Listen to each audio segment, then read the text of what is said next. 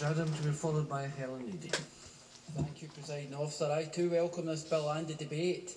I'm speaking as a member of the Health and Sport Committee, but unfortunately I can't take any credit for any of the great work that Duncan McNeill and his group have made, because I've only been there for 2 meetings.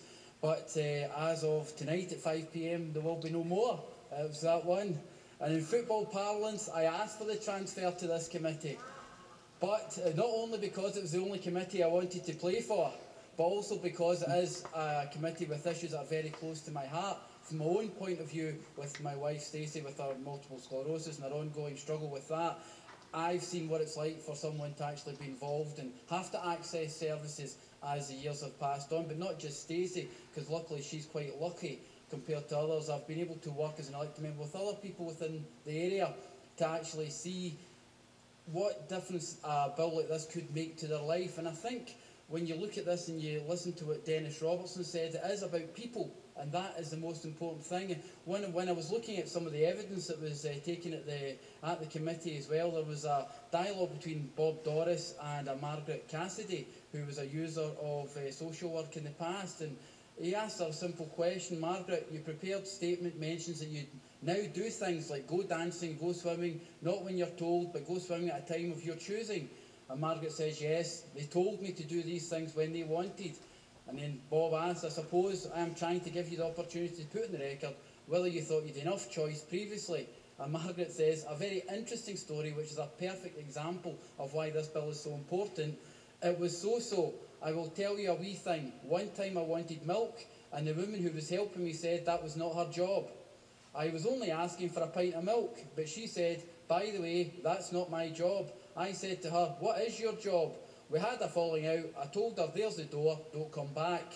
And I think this bill actually gives people like Margaret the actual power to do that, to the extent of being in control of their own lives as well. And I think that's an important point to take on board. But as the Minister and Duncan McNeill already said, was that this bill should not be seen as an agenda for cuts, but see for the vision and independence that it offers families across our nation. I support the core values of the 2010 strategy of respect, fairness, independence and freedom, and I see these values in this bill, and ensuring that supported people have independence to lead a fulfilled life. But it is important, as others have already said, that we actually acknowledge the 650,000 unpaid carers in Scotland. And I think you can see that the extension of direct payments to carers is proof that the Scottish Government is acknowledging this, and other investments of over 24 million in 3 years in direct support to carers, plus £46 million is to support carers of older people, because we are living in a society that is getting older. Another great addition, and it's been mentioned before, is the Carers Parliament itself. Presiding Officer, I've already booked my place and look forward to the first Carers Parliament, because I think it's important that we engage in this chamber with everyone from across society. And unless we hear these stories, not just at surgeries, not just when we have appointments, but actually see it within this forum, I think it brings it back home and makes it so important that it makes this place relevant to the people that we actually serve. Because technically, this is close to my heart, because I am technically a carer. Although my wife might say otherwise, but technically I care for my wife. But I'm lucky because I have my mother and father-in-law's help and support, and they ensure that without their support I wouldn't be able to do the job and the work that I do as well. But the point we must remember is that I have that support. There's families and other families who need further support, and we must never forget the contribution these 650,000 unpaid carers make. So we must strive to provide as much support as possible, and that is one of the reasons why I support the bill. The most important choice that the bill offers is choice itself, direct payments. I would like to see Presiding Officer, I'd like the Minister to look at the potential of the process of the application of direct payments being a wee bit easier at local authority level, because I know from various cases I have myself that things can be quite difficult and take a long time to go through. But people who have taken this ideal have done extremely well and enjoyed it. But you'll still have the traditional local authority arranged service, directly available budget, and a combination of eligible options.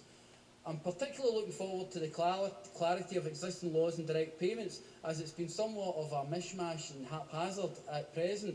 and I welcome the flexibility with regard to family members in direct payment that the Minister spoke about as well.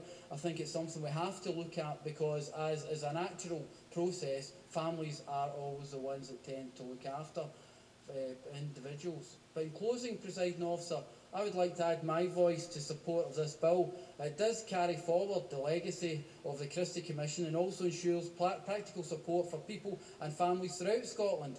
I've already mentioned Scotland's 650,000 unpaid carers and their contribution to our communities.